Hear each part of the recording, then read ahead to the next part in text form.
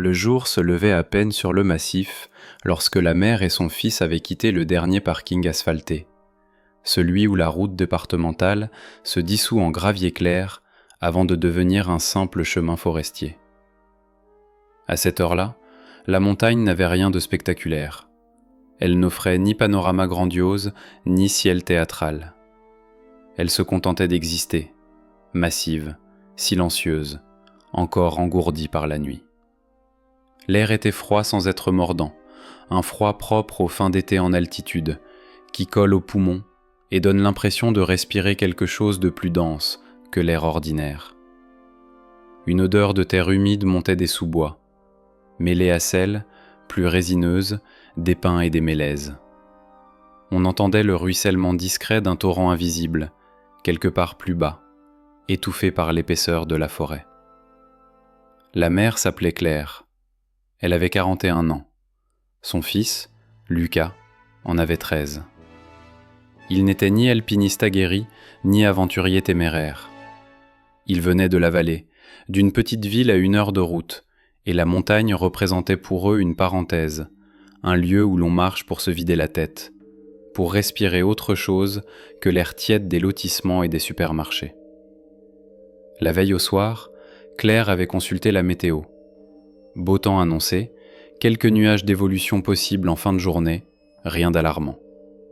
Le sentier choisi figurait sur les cartes touristiques, balisé, fréquenté en saison.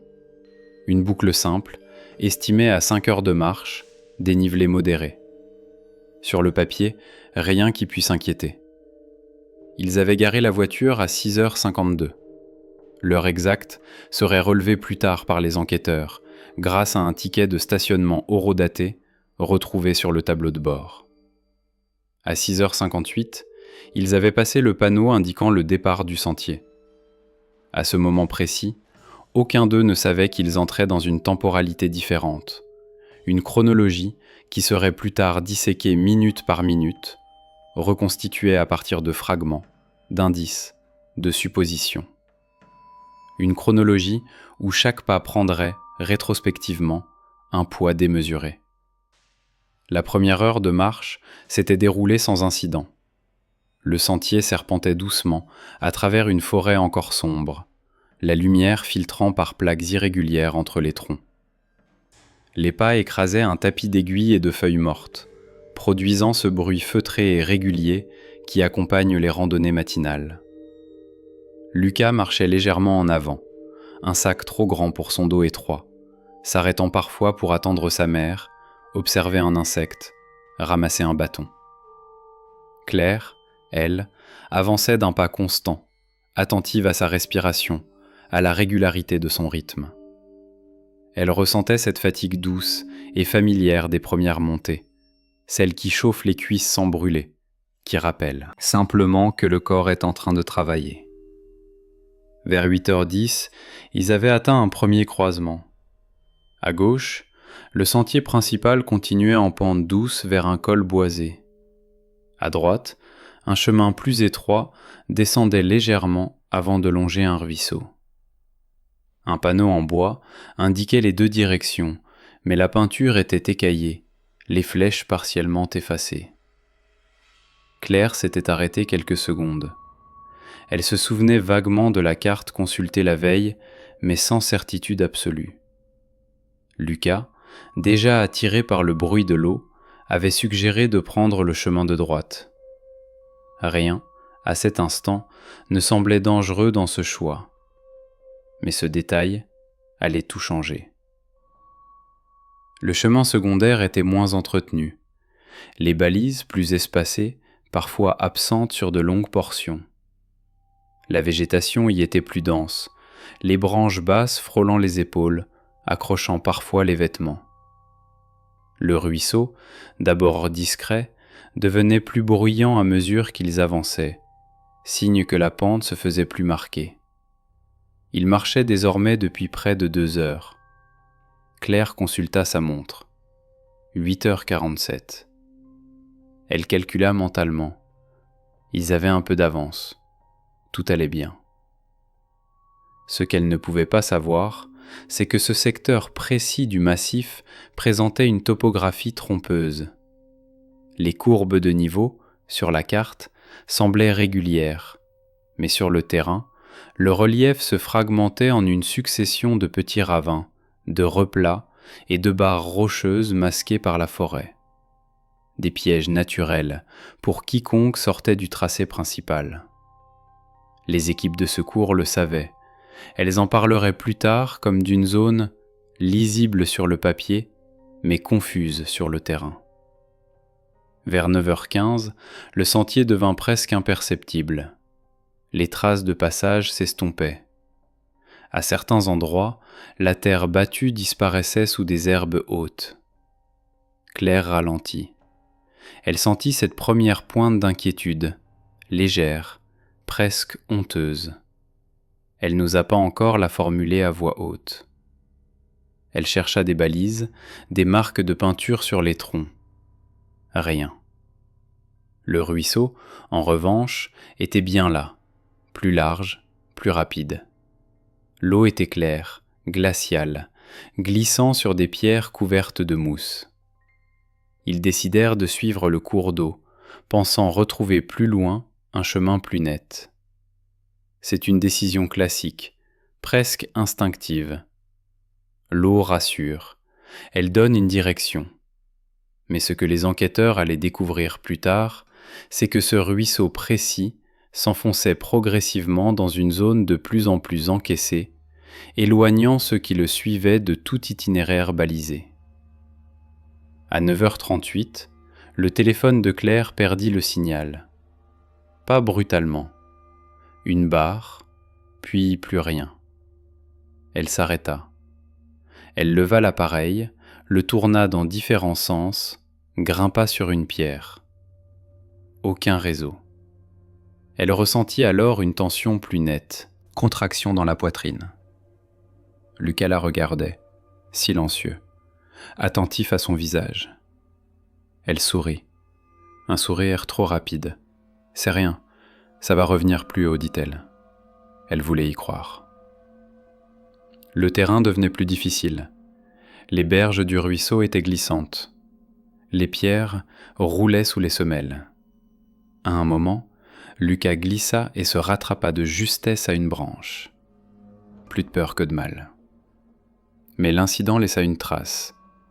La marche n'était plus une promenade. Elle demandait désormais une attention constante, une concentration qui fatigue plus vite que l'effort physique. Vers 10h20, ils firent une pause. Ils s'assirent sur un tronc abattu. Claire sortit une gourde, des barres de céréales. L'eau du ruisseau coulait à quelques mètres, monotone, presque hypnotique. Elle consulta de nouveau sa montre. Ils auraient déjà dû être bien plus haut. Le silence autour d'eux n'était pas total, mais il était dense. Pas de voix humaine, pas de bruit de pas lointain. Seulement l'eau, le vent léger dans les branches, le cri ponctuel d'un oiseau. C'est à ce moment-là que Claire réalisa pleinement qu'ils étaient sortis de l'itinéraire prévu. Elle tenta de se souvenir du dernier balisage vu. Elle échoua. Les repères se brouillaient déjà dans sa mémoire. La forêt, partout semblable, effaçait les différences. Elle sentit la fatigue mentale s'installer, cette lassitude sourde qui accompagne la confusion. Ils décidèrent de remonter, de revenir sur leurs pas. Mais le terrain, vu dans l'autre sens, semblait différent. Les pentes paraissaient plus raides. Les passages évidents à la descente devenaient moins clairs à la montée. À 11h05, Claire trébucha et tomba lourdement sur le côté. Rien de cassé, mais une douleur vive à la cheville. Elle se releva en serrant les dents, minimisant. Lucas, inquiet, proposa de s'arrêter. Elle refusa. Elle voulait retrouver le sentier principal avant midi. Rien n'allait préparer l'équipe à ce qui allait suivre, mais à cet instant précis, la montagne, elle, avait déjà commencé à refermer son piège, lentement, méthodiquement, sans bruit. La montée devint plus lente. Chaque pas semblait demander un effort disproportionné, comme si le sol lui-même opposait une résistance sourde. La cheville de Claire enflait légèrement à l'intérieur de la chaussure, une douleur diffuse, chaude, qui irradiait à chaque appui. Elle essayait de ne rien laisser paraître, mais sa respiration s'était modifiée, plus courte, plus saccadée. Lucas le remarquait. Il ralentissait instinctivement, se retournant souvent pour vérifier qu'elle suivait. La forêt, autour d'eux, semblait se resserrer. Les troncs, plus rapprochés, filtraient la lumière jusqu'à la rendre presque verdâtre. L'air avait changé, plus humide, plus froid aussi, malgré l'heure avancée de la matinée. À 11h42, Claire tenta de rappeler. Toujours aucun signal. Elle essaya ensuite d'activer la boussole de son téléphone. L'application mit plusieurs secondes à se stabiliser, oscillant avant d'indiquer une direction incertaine. Elle connaissait vaguement les bases de l'orientation, mais sans carte papier, sans point de repère clair, ces informations restaient abstraites. Le nord n'était qu'une flèche virtuelle sur un écran déjà entamé par la consommation de la batterie. Elle consulta le pourcentage. 62%. Une donnée qui, à cet instant, semblait anodine. Elle deviendrait plus tard une obsession. Ils marchèrent encore une trentaine de minutes avant de s'arrêter, presque à bout. La pente était désormais trop raide pour être franchie sans céder des mains. Des racines affleuraient, glissantes. À plusieurs reprises, Lucas dut tendre le bras à sa mère. Elle acceptait, honteuse, consciente que la situation échappait progressivement à son contrôle. Le silence pesait. Il parlait peu. Chaque mot semblait inutile, presque dangereux, comme s'il risquait d'épuiser une ressource invisible mais limitée. À midi passé, Claire prit une décision. Ils n'allaient plus tenter de remonter. Ils allaient chercher un endroit dégagé, s'arrêter, réfléchir. La rationalité revenait par vagues, entrecoupée de moments de panique silencieuse. Elle savait, théoriquement, que se déplacer sans repère pouvait aggraver la situation. Elle l'avait lu quelque part. Mais savoir et appliquer sont deux choses différentes, surtout lorsque la fatigue, la douleur et la peur commencent à brouiller les priorités. Ils trouvèrent un replat naturel vers 12h28. Une clairière minuscule, à peine assez large pour laisser passer un peu plus de lumière. Le sol y était tapissé de mousse épaisse, spongieuse sous les chaussures. L'air sentait le champignon et la terre froide. Claire s'assit lourdement. Elle retira sa chaussure avec difficulté. La cheville était gonflée, légèrement violacée. Pas cassée, probablement, mais sérieusement foulée. Elle comprit alors, avec une lucidité brutale, qu'ils ne sortiraient pas de la forêt par leurs propres moyens avant la nuit. Lucas s'assit en face d'elle. Il ne pleurait pas. Pas encore. Son visage était tendu, concentré. Il observait sa mère, guettant des instructions, une assurance. Claire inspira profondément. Elle parla calmement. Elle expliqua qu'ils allaient rester là un moment, économiser leurs forces, attendre que le réseau revienne. Elle croyait encore à cette possibilité.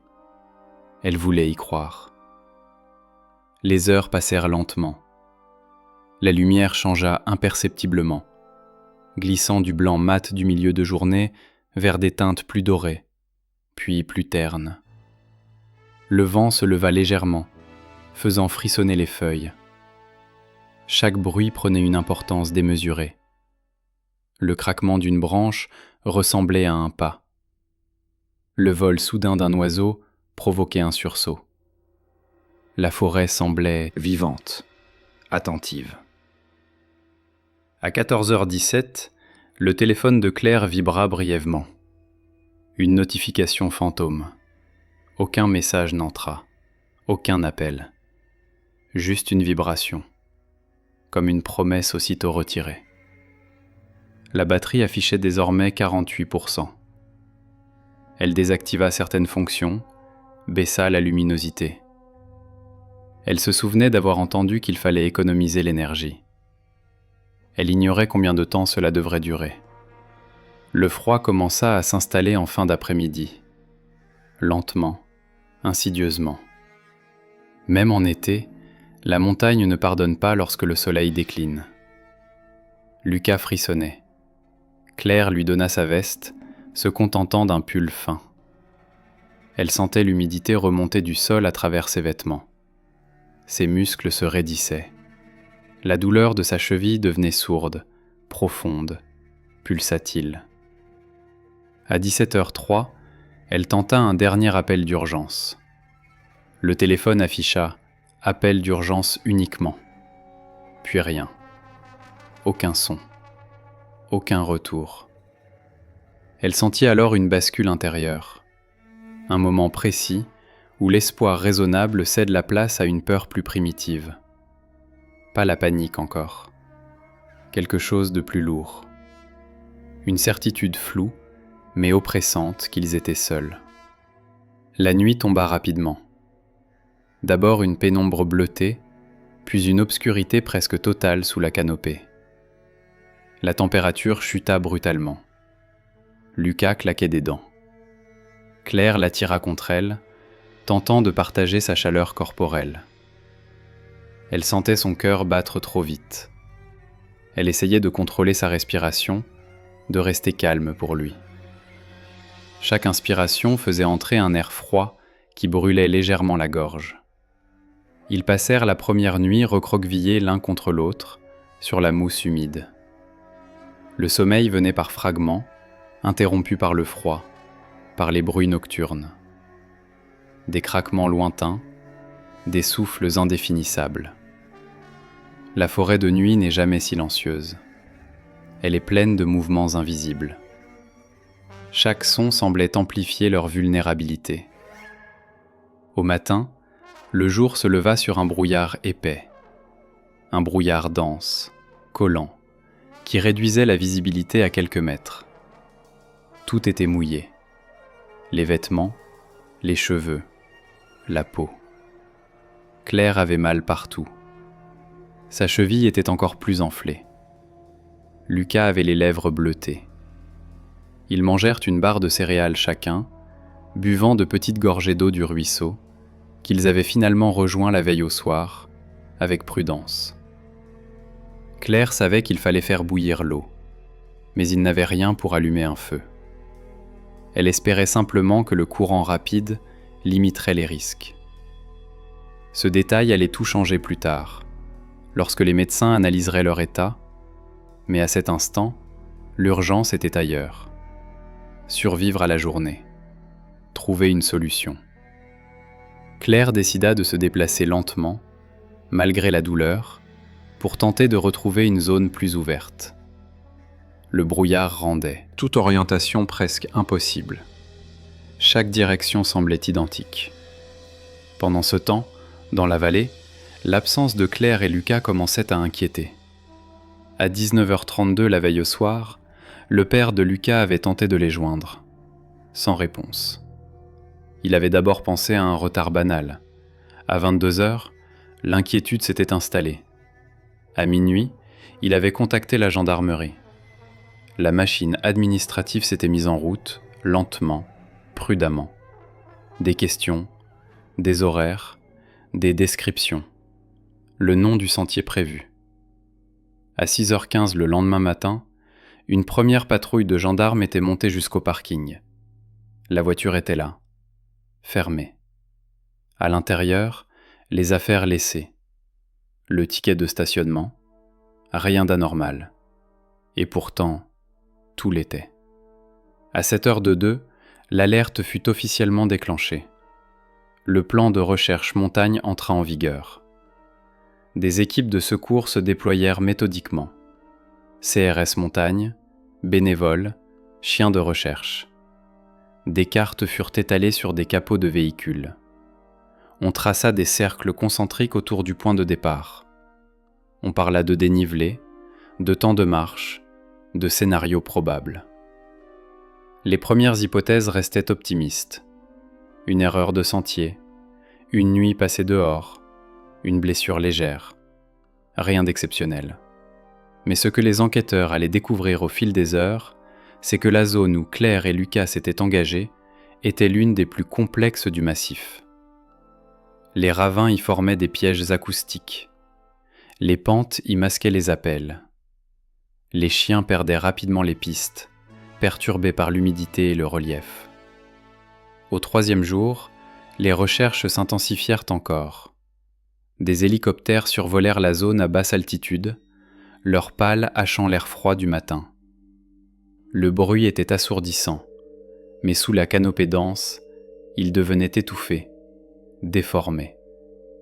Claire et Lucas, recroquevillés sous un surplomb rocheux qu'ils avaient trouvé la veille, entendirent quelque chose.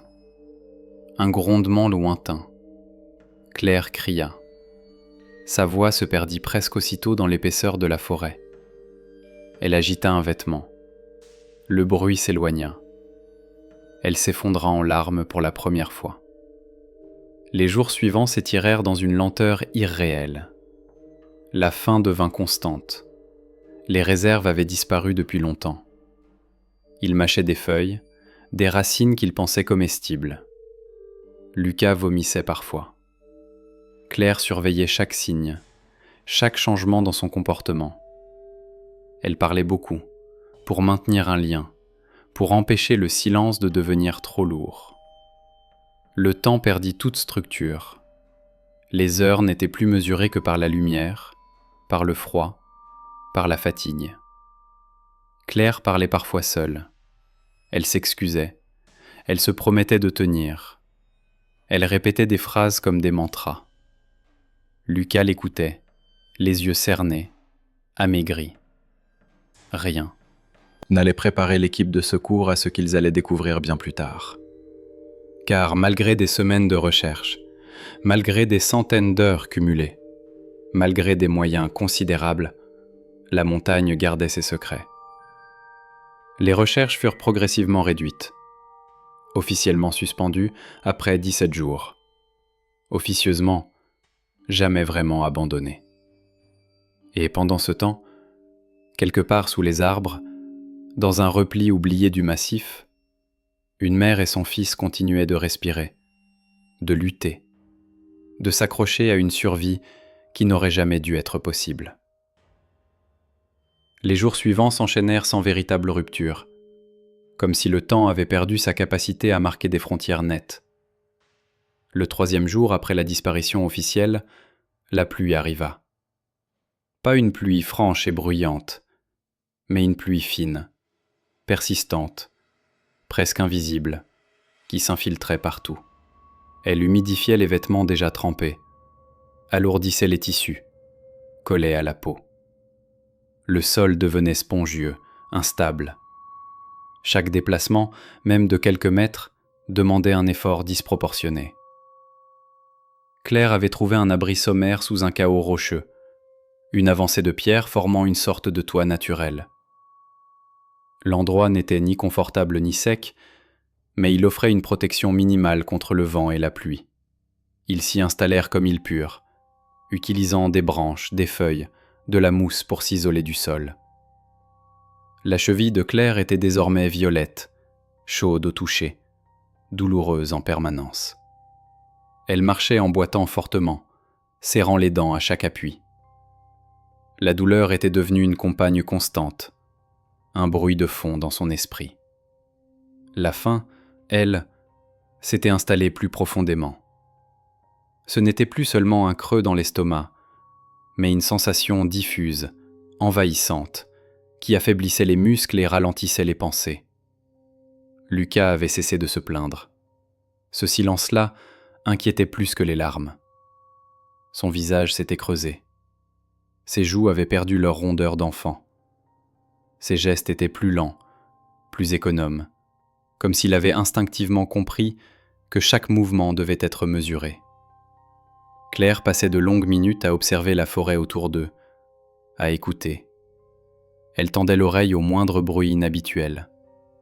Parfois, elle croyait entendre des voix, des appels lointains. Elle se redressait, le cœur battant, retenait son souffle.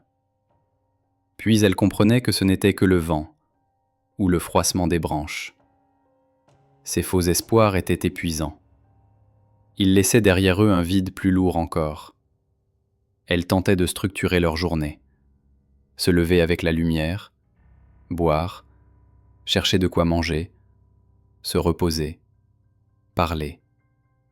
Elle savait que perdre toute routine pouvait accélérer la dégradation mentale. Elle racontait des souvenirs, des anecdotes banales, des histoires de l'école, des vacances passées. Lucas écoutait, parfois répondait par quelques mots. Sa voix était plus basse qu'avant, légèrement rauque. Ils trouvèrent quelques baies qu'ils identifièrent comme comestibles, sans certitude absolue.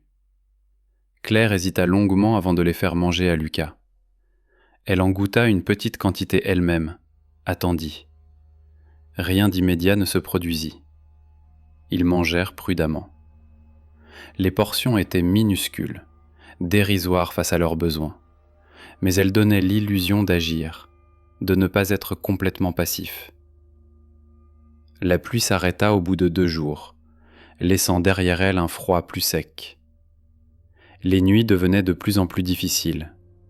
Le sommeil était haché, interrompu par des frissons incontrôlables. Claire serrait Lucas contre elle, essayant de partager sa chaleur corporelle. Elle sentait ses propres forces diminuer. Ses mains tremblaient parfois sans raison apparente. Elle avait du mal à se concentrer longtemps sur une tâche précise. Pendant ce temps, les recherches, dans la vallée, entraient dans une nouvelle phase. Les premiers cercles avaient été entièrement ratissés. Les chiens avaient couvert des kilomètres de terrain, sans résultat concluant. Les hélicoptères avaient survolé les zones accessibles, puis certaines zones plus escarpées. Les rapports s'accumulaient. Aucun indice tangible. Pas de vêtements, pas de traces claires, pas de signalement crédible. Les chefs d'équipe commencèrent à évoquer, à voix basse, des scénarios plus sombres. Une chute dans un ravin, une blessure grave suivie d'une hypothermie rapide, une erreur fatale. Rien n'était formulé officiellement, mais l'optimisme des premiers jours s'effritait. Les bénévoles, eux aussi, commençaient à montrer des signes de fatigue. Marcher des heures dans un terrain difficile, fouiller des zones denses, sans résultat, use même les plus motivés. Ce détail allait tout changer pour Claire et Lucas, sans qu'ils le sachent encore. La météo annonçait une baisse significative des températures nocturnes pour la semaine suivante. Une descente d'air froid en altitude. Pour les équipes de secours, c'était une donnée parmi d'autres. Pour ceux qui étaient perdus sous les arbres, cela allait devenir une épreuve supplémentaire. La première nuit vraiment froide arriva brutalement. Le thermomètre descendit en dessous de 0 avant l'aube. L'humidité gelait sur les vêtements. Les doigts devenaient engourdis.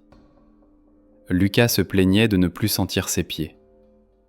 Claire frottait ses mains, soufflait dessus, essayait de les réchauffer avec sa propre peau.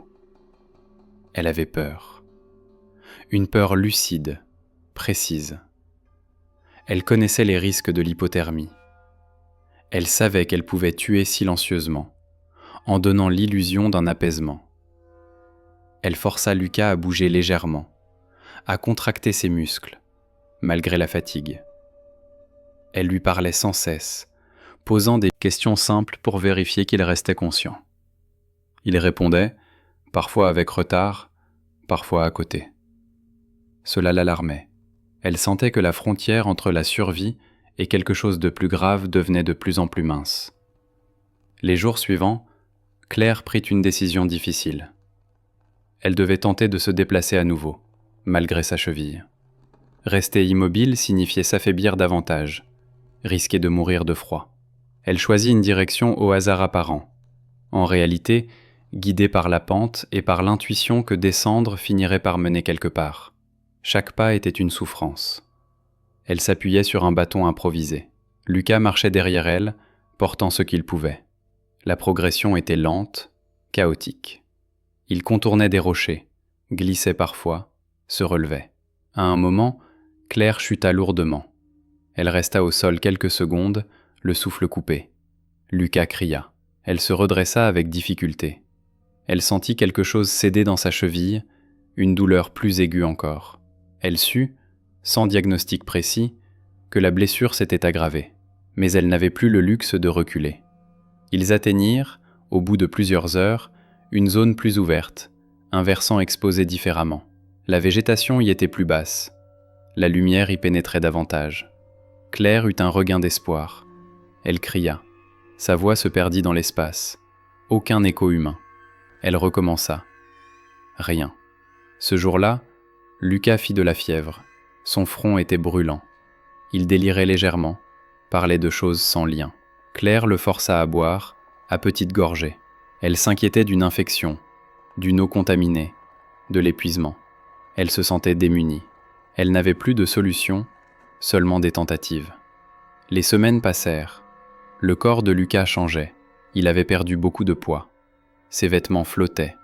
Sa peau était pâle, presque translucide par endroits.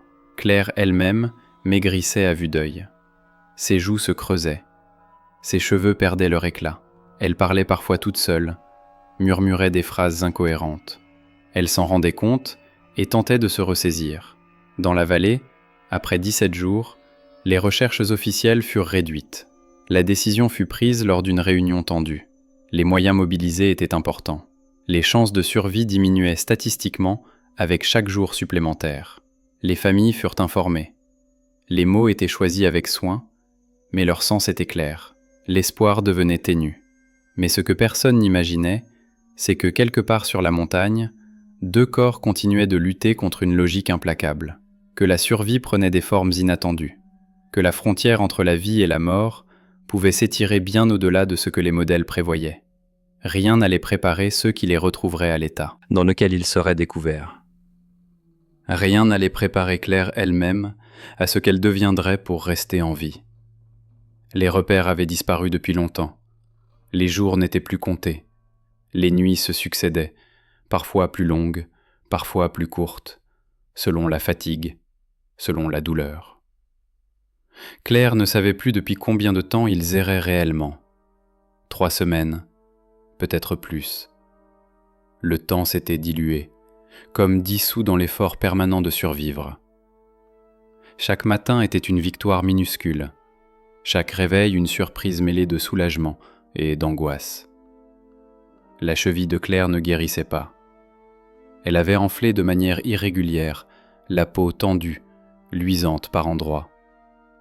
Elle boitait lourdement, appuyant son poids sur le bâton qu'elle avait façonné, une branche épaisse dont l'écorce lui râpait la paume jusqu'au sang. Ses mains étaient couvertes de petites plaies, de fissures douloureuses causées par le froid, l'humidité et les frottements répétés. Elle ne sentait presque plus ses doigts au réveil. Il lui fallait de longues minutes pour retrouver une sensation normale, massant, frottant, soufflant de l'air chaud dessus. Lucas, lui, s'était enfoncé dans un état étrange, intermédiaire. Il obéissait encore, marchait quand elle lui demandait, s'arrêtait quand elle le décidait, mais son regard était souvent ailleurs. Il parlait moins. Quand il parlait, c'était parfois pour poser des questions simples, presque enfantines, sur des choses qu'il savait déjà. Claire comprenait que quelque chose se jouait aussi dans son esprit. La faim, le froid, l'épuisement faisaient leur œuvre silencieuse. Ils avaient fini par s'installer durablement dans une zone légèrement en contrebas d'un éperon rocheux. Un endroit moins exposé au vent, avec un accès relativement facile à l'eau. Le ruisseau y était plus lent, formant des poches stagnantes où des insectes pullulaient. Claire y voyait un danger, mais aussi une ressource.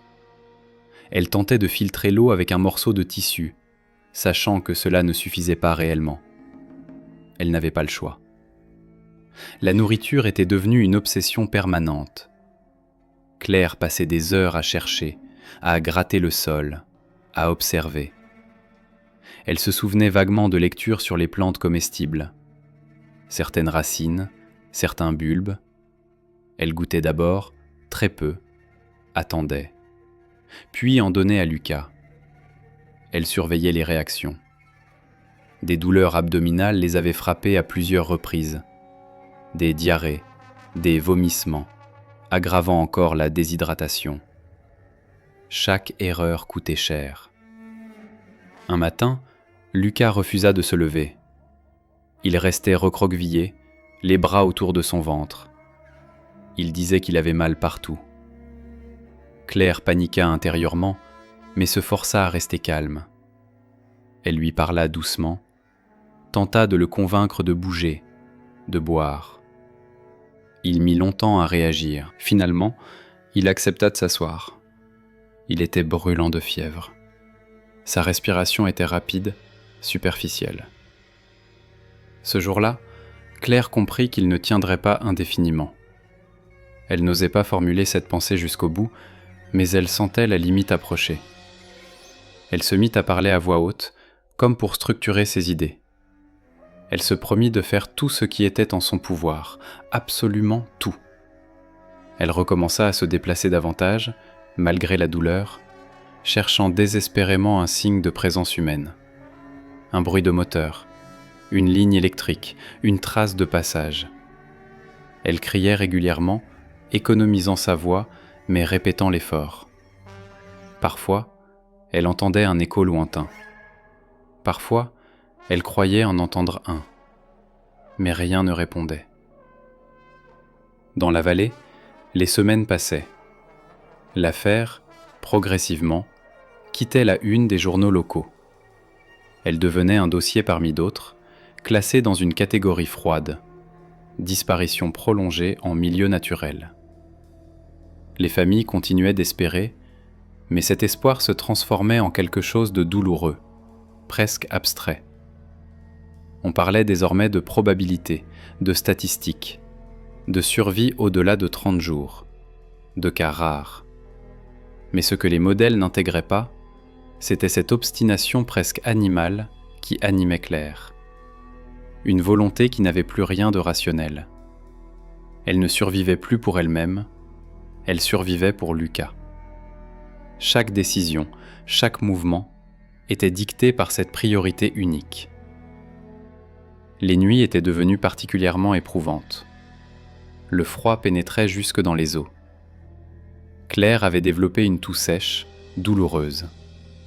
Elle crachait parfois des glaires épaisses. Son corps s'affaiblissait. Elle avait perdu beaucoup de poids. Ses vêtements pendaient sur elle. Son visage, amaigri, était marqué de cernes profonds. Elle ne se reconnaissait plus lorsqu'elle apercevait son reflet dans l'eau. Lucas commença à avoir des hallucinations légères. Il parlait de son père, de sa chambre, de sons qui n'existaient pas. Claire l'écoutait, le rassurait, même lorsque ses propres perceptions devenaient incertaines. Elle aussi voyait parfois des formes, des mouvements au coin de son champ de vision. Elle savait que c'était le signe d'un épuisement extrême. Elle se battait pour rester ancrée dans le réel. Un matin, alors que la brume se dissipait lentement, Claire entendit un bruit différent, lointain, irrégulier. Elle se figea. Elle tendit l'oreille. Le bruit revint. Un claquement sourd, répété. Elle n'osa pas y croire tout de suite. Elle réveilla Lucas. Elle lui demanda s'il entendait quelque chose. Il hocha faiblement la tête. Elle se leva en titubant. Elle monta sur un rocher, malgré la douleur. Elle cria, de toutes ses forces. Sa voix se brisa. Elle cria encore. Le bruit se rapprochait. Un moteur. Elle le sut alors. Un hélicoptère. Rien n'allait préparer Claire à ce moment-là. La joie fut brutale, presque violente. Elle agita frénétiquement un morceau de tissu, un reste de vêtement. Elle cria encore, jusqu'à ce que sa gorge brûle. L'hélicoptère passa une première fois, sembla s'éloigner. Claire sentit le désespoir l'envahir.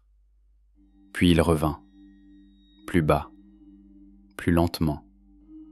Le souffle des pales fit vibrer l'air, souleva des feuilles, de la poussière. Le bruit était assourdissant. Claire s'effondra à genoux. Lucas regardait le ciel, les yeux écarquillés, comme s'il assistait à quelque chose d'irréel. Les secouristes mirent du temps à les atteindre. Le terrain était difficile. Ils progressaient prudemment, évaluant l'état des 2 corps recroquevillés sous les rochers. Lorsqu'ils arrivèrent enfin à leur hauteur, le choc fut immédiat. Claire et Lucas étaient vivants, mais dans un état que personne n'avait anticipé. Ils étaient squelettiques, déshydratés, hypothermes, couverts de plaies, de contusions, de marques d'infection. Lucas était à peine conscient. Claire, elle, tentait de parler, de remercier, de s'excuser, les mots se mélangeant. Les secouristes agirent mécaniquement, professionnellement. Couverture thermique, hydratation contrôlée, évaluation rapide, élytroyage. Ce détail allait tout changer pour les médecins, pour les enquêteurs, pour l'opinion publique. Ils avaient survécu près de 3 mois. 3 mois dans une zone où les modèles prévoyaient quelques jours tout au plus. À l'hôpital, les diagnostics furent lourds. Malnutrition sévère, déshydratation extrême, infections multiples. Pour Lucas, des atteintes neurologiques temporaires liées à l'hypothermie et à la carence prolongée.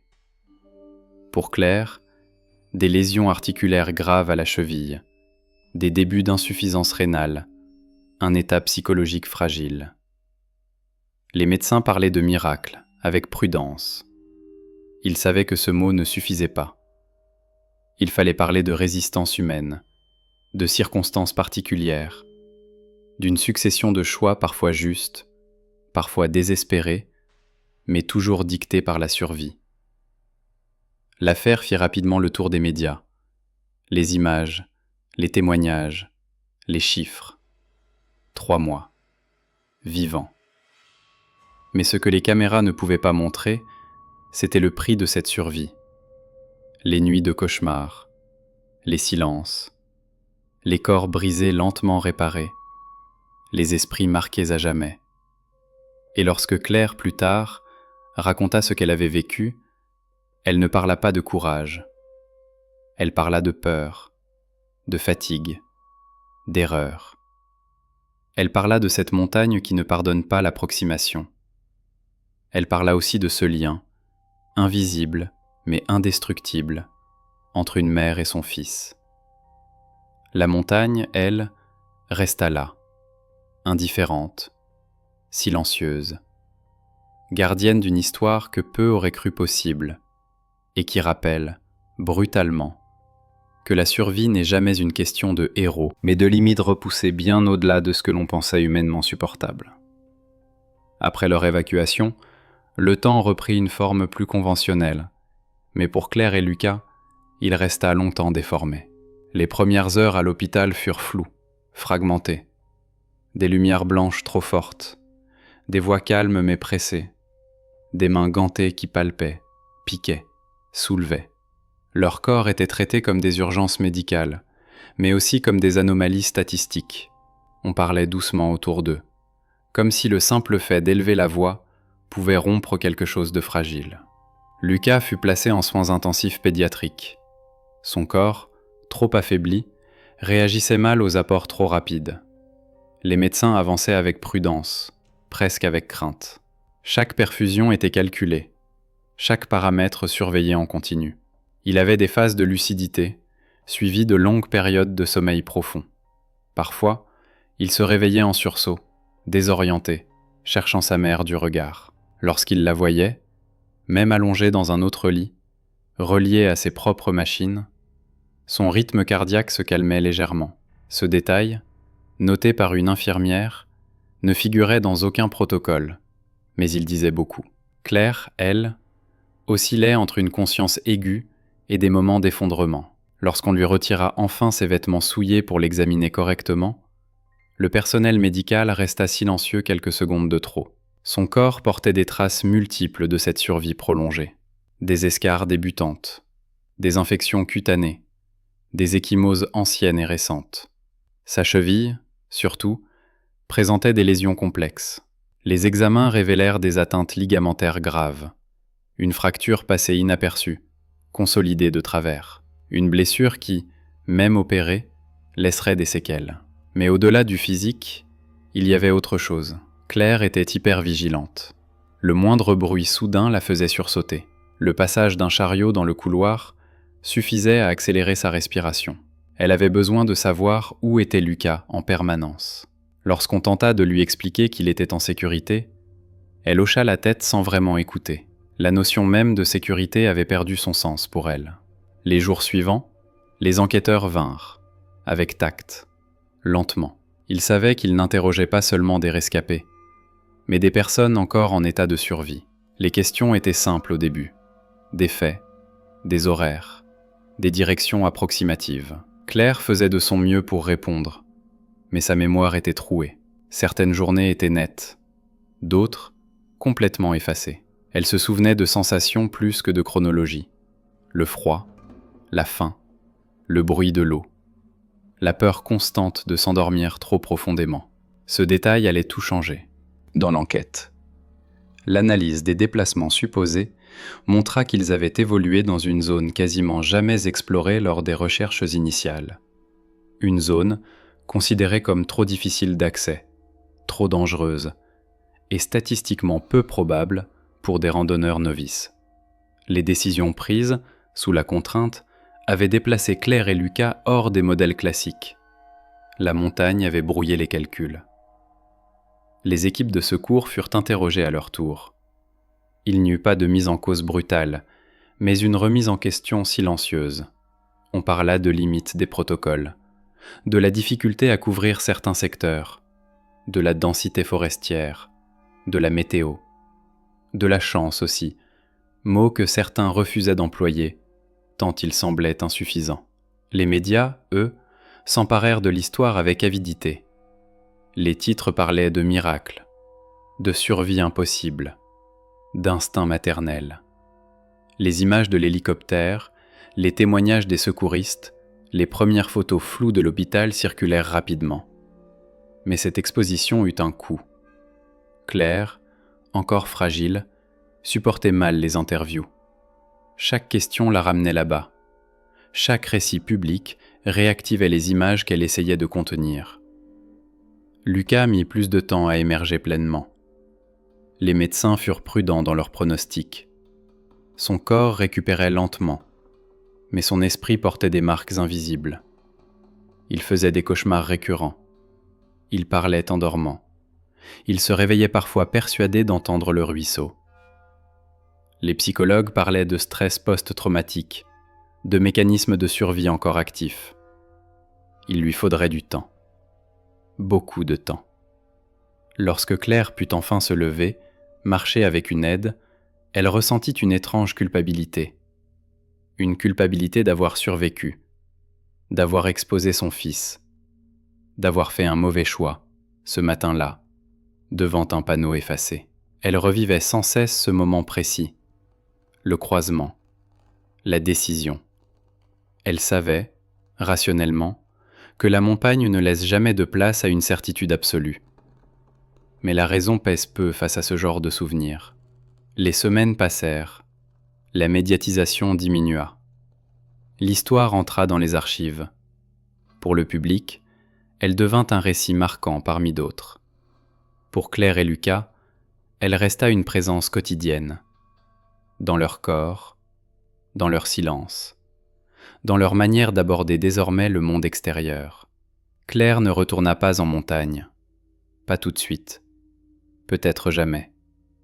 Elle parlait parfois de la forêt comme d'un lieu neutre, ni hostile, ni bienveillant. un lieu qui ne fait que suivre ses propres règles. Elle insistait sur un point lorsqu'elle acceptait de témoigner. La montagne ne juge pas. Elle ne punit pas. Elle existe. Et c'est précisément ce qui la rend dangereuse pour ceux qui la sous-estiment. Avec le temps, Lucas retrouva une forme de normalité.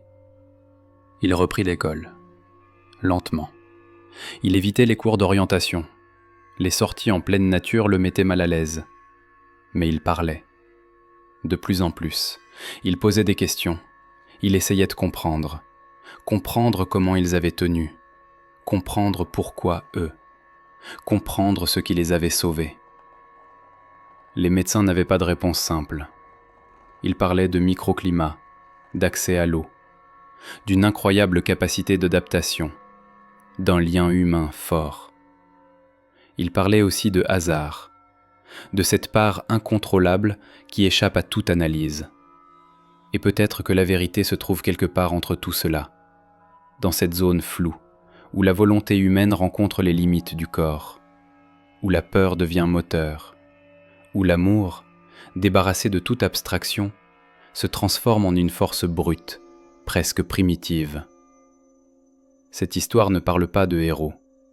Elle parle d'erreurs ordinaires, de décisions prises sans mauvaise intention, de fragilité, de résistance. Elle rappelle que la nature ne fait pas de compromis, mais qu'elle laisse parfois, sans raison apparente, une marge étroite pour la survie. Et lorsque l'on marche aujourd'hui sur ce massif, que l'on croise ce panneau de bois aux flèches effacées, rien n'indique ce qui s'est joué là. La forêt a tout absorbé. Les traces ont disparu. Mais pour ceux qui connaissent l'histoire, chaque pas résonne différemment. Parce qu'au fond, la montagne n'a jamais raconté cette histoire. Ce sont ceux qui en sont revenus qui la portent encore, en silence. Le silence qui suivit les semaines d'hospitalisation fut peut-être la phase la plus difficile à traverser. Lorsque les machines cessèrent de biper en permanence, lorsque les perfusions furent retirées, lorsque les médecins parlèrent enfin de sortie possible, un vide étrange s'installa. Un vide sans danger immédiat, mais chargé d'une tension sourde. Pour Claire et Lucas, l'alerte n'était jamais vraiment levée. Le corps était à l'abri, mais l'esprit restait en état de veille. Les premiers jours à la maison furent déroutants. Les murs semblaient trop droits, trop propres. Les sons trop nets. Le simple bruit d'un robinet qui coule rappelait le ruisseau. L'odeur de la terre humide revenait parfois sans prévenir, déclenchée par une pluie d'automne ou par une paire de chaussures posées près de l'entrée. Claire se surprenait à écouter la nuit, comme si elle s'attendait à entendre le vent dans les branches. Le silence domestique n'était pas rassurant. Il était étranger. Lucas dormait peu. Il se réveillait souvent avant l'aube, exactement à l'heure où, là-haut, le froid devenait le plus mordant. Il restait immobile, les yeux ouverts, attendant que la lumière du jour pénètre la chambre. Il n'appelait pas toujours sa mère. Il avait appris dans la montagne à rester silencieux. Cette habitude mettait Claire mal à l'aise. Elle allait le voir régulièrement, posait une main sur son épaule, vérifiait qu'il respirait calmement. Elle avait conscience du caractère irrationnel de ce geste, mais elle ne pouvait pas s'en empêcher. Les suivis médicaux se multiplièrent, bilan après bilan, analyse sanguine, examen neurologique pour Lucas, rééducation pour la cheville de Claire. Les médecins parlaient en termes techniques, mesurés, mais derrière leurs mots se cachait souvent une forme de stupéfaction. Peu de patients présentaient un tableau aussi extrême sans séquelles irréversibles. Les carences sévères, la déshydratation prolongée, l'hypothermie répétée laissaient généralement des traces durables. Chez Lucas, certaines fonctions cognitives avaient été ralenties temporairement. Sa concentration fluctuait, sa mémoire à court terme était parfois défaillante. Rien de définitif, disaient les spécialistes, mais rien de garanti non plus. Claire, elle, souffrait de douleurs chroniques. Sa cheville ne retrouverait jamais totalement sa mobilité initiale. Chaque changement de temps provoquait une gêne lancinante. Mais la douleur la plus persistante n'était pas celle-là. C'était celle qui surgissait sans prévenir, sous forme de souvenirs corporels. Une sensation de froid soudain, une oppression dans la poitrine, une impression d'urgence, sans objet précis. Les psychologues parlaient de syndrome post-traumatique. Ils expliquaient, ils rassuraient, mais vivre avec restait autre chose. Lors des entretiens officiels, Claire fut invitée à reconstituer précisément leur parcours. Des cartes furent étalées devant elle, des photographies aériennes, des courbes de niveau. Elle tentait de situer les lieux. Elle hésitait. Elle pointait des zones approximatives. Parfois, elle se trompait. Les enquêteurs notaient tout. Ils recoupaient avec les données météorologiques, les rapports des équipes de recherche, les trajectoires probables. Peu à peu, un schéma émergea. Un schéma qui montrait à quel point une décision initiale, banale, avait entraîné une succession d'événements impossibles à rattraper. Ce détail allait tout changer dans la manière dont les autorités communiqueraient par la suite sur la prévention en montagne. On parla davantage des sentiers secondaires, des panneaux dégradés, de l'importance de la carte papier, de la marge d'erreur humaine. Le nom de Claire et Lucas n'était pas toujours cité, mais leur histoire planait en arrière-plan, comme un avertissement silencieux. Pourtant, malgré cette utilité indirecte, Claire n'éprouvait aucun apaisement. Elle ne cherchait pas à ce que leur expérience serve d'exemple. Elle aurait préféré qu'elle n'ait jamais existé. Lorsqu'on lui demanda, un jour, si elle se considérait comme chanceuse, elle resta longtemps silencieuse. Puis elle répondit que la chance, dans ce contexte, était un mot trop simple, trop confortable. Lucas, de son côté, changeait lentement. Il parlait davantage de ce qu'il avait ressenti, pas toujours de ce qu'il avait vu, mais de ce qu'il avait cru. De la peur que sa mère s'endorme mais ne se réveille pas, de la peur inverse, que ce soit lui qui ne se lève plus. Il parlait de cette fatigue si profonde qu'elle effaçait toute envie, de ces moments où rester immobile semblait plus logique que continuer. Ces paroles, dites calmement, glaçaient ceux qui les entendaient. Elles révélaient une maturité forcée, acquise trop tôt. Les spécialistes insistaient sur un point. La survie prolongée en milieu hostile laisse rarement les individus intacts, même lorsqu'ils sont retrouvés vivants. Elle modifie la perception du monde. Elle redéfinit les priorités. Elle ancre une conscience aiguë de la fragilité. Chez Claire et Lucas, cette conscience était permanente. Les mois passèrent, les saisons changèrent. L'hiver s'installa dans le massif où ils s'étaient perdus. La neige recouvrit les pentes, effaçant définitivement les traces de leur errance. Les chemins devinrent impraticables. La forêt entra dans un silence différent, plus profond. Là-haut, personne ne pensait plus à eux. Et pourtant, leur histoire y restait inscrite, invisible. Un jour, Claire retourna dans la région, sans monter. Elle resta dans la vallée. Elle regarda les sommets de loin. Elle ressentit un mélange de gratitude et de rejet.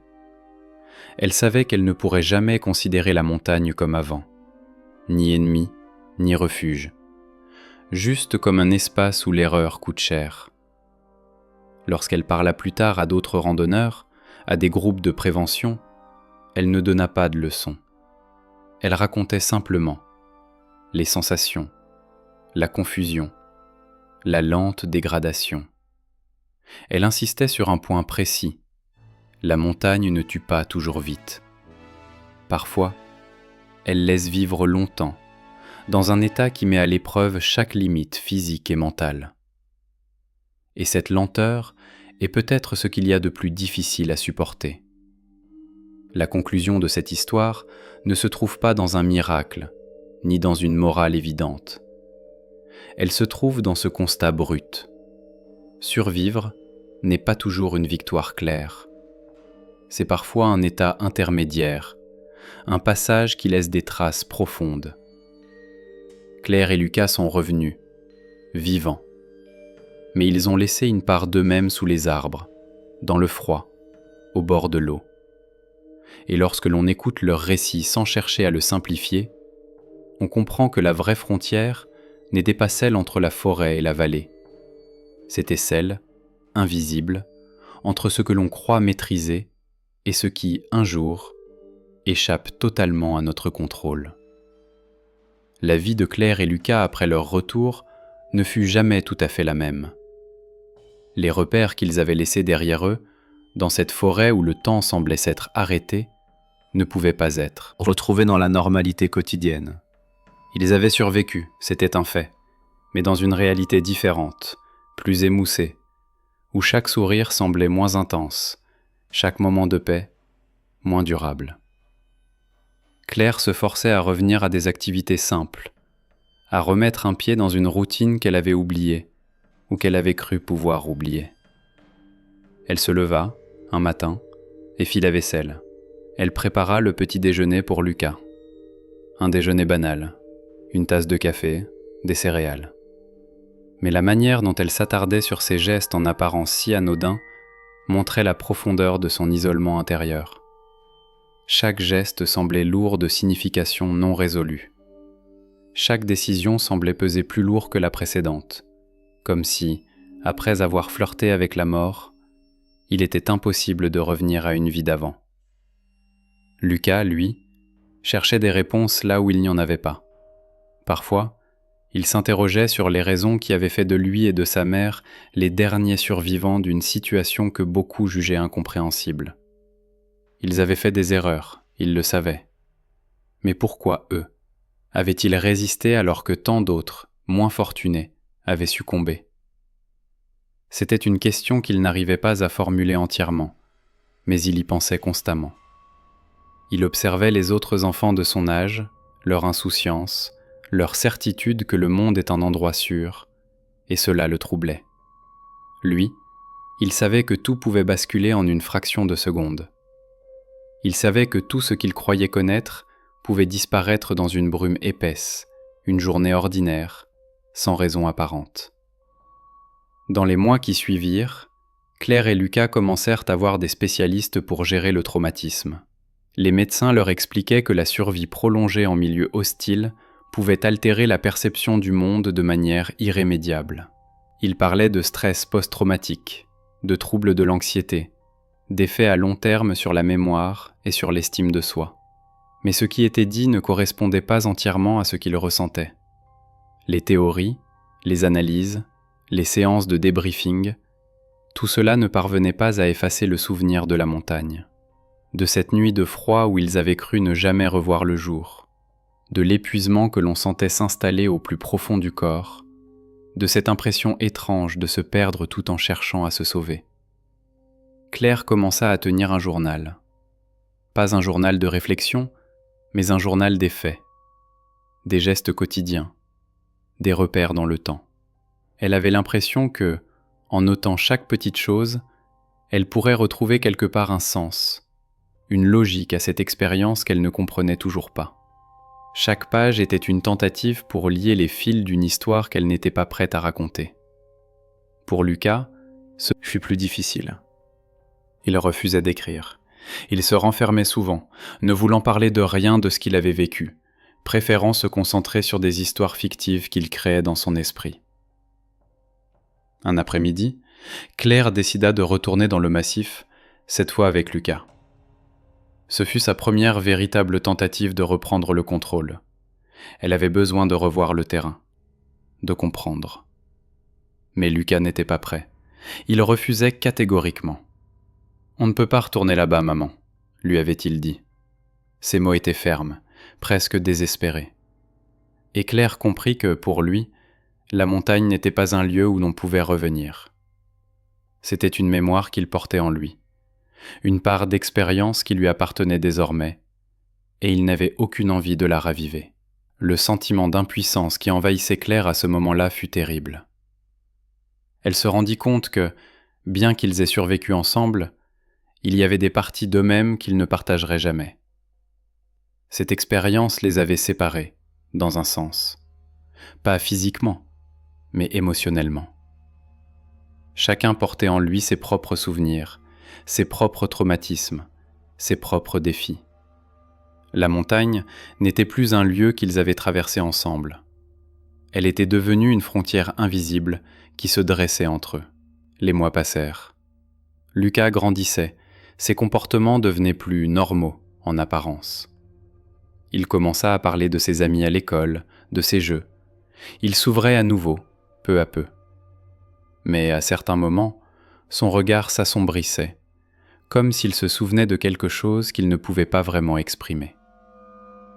Claire voyait ce regard, et elle savait que, même si les cicatrices extérieures guérissaient, les blessures intérieures mettraient beaucoup plus de temps à se refermer. Les années suivantes, bien que la vie reprenne son cours, un poids toujours invisible restait dans l'air. La sensation qu'ils avaient vécu quelque chose de plus grand que ce qu'on peut expliquer. Ce qui s'était joué dans les montagnes n'était pas seulement une histoire de survie. C'était une lutte contre les limites humaines, contre la peur de l'inconnu, contre la crainte de l'impuissance totale face à la nature. Claire et Lucas, à leur manière, avancèrent. Mais la montagne les suivait, silencieuse, comme une ombre porteur de mémoire. Elle ne les avait pas laissés. Elle était devenue une partie d'eux, une partie de leur histoire. Il n'y avait pas de catharsis, il n'y avait pas de fin absolue. Juste une continuité marquée par le souvenir d'une frontière entre la vie et la mort, que seuls ceux qui y ont survécu peuvent vraiment comprendre. Il n'y eut pas de résilience parfaite, pas de guérison totale. Parce qu'à travers cette expérience, Claire et Lucas avaient appris que la résilience, en réalité, ne se mesure pas dans l'oubli, mais dans la capacité à vivre avec ce qu'on a perdu, à se reconstruire malgré ce qui nous échappe. Et parfois, vivre avec, c'est accepter de ne pas avoir de réponse, de ne pas tout comprendre, et de laisser une partie de soi dans l'inconnu, là où la forêt et la montagne ne jugent pas. Avec le temps, quelque chose changea subtilement, presque imperceptiblement, dans la manière dont Claire et Lucas portaient cette histoire. Elle ne disparaissait pas, mais elle cessait peu à peu d'occuper tout l'espace. Elle devenait moins envahissante, moins bruyante, toujours présente, mais intégrée différemment. Comme une cicatrice profonde qui ne fait plus constamment mal, mais dont la simple pression rappelle l'existence. Claire reprit le travail à temps partiel. Les premières semaines furent éprouvantes. Se concentrer sur des tâches simples demandait un effort considérable. Elle se surprenait parfois à fixer un écran sans comprendre ce qu'elle lisait.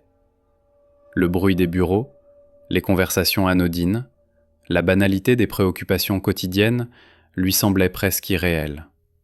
Elle avait l'impression d'avoir vécu quelque chose que peu de gens autour d'elle pouvaient réellement imaginer. Elle souriait, répondait, participait. Mais une part d'elle restait à distance, observatrice. Lucas, lui, trouva un certain apaisement dans le sport. Pas la compétition, pas la performance.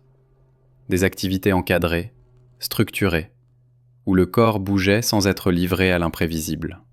La natation, surtout. L'eau l'apaisait, paradoxalement.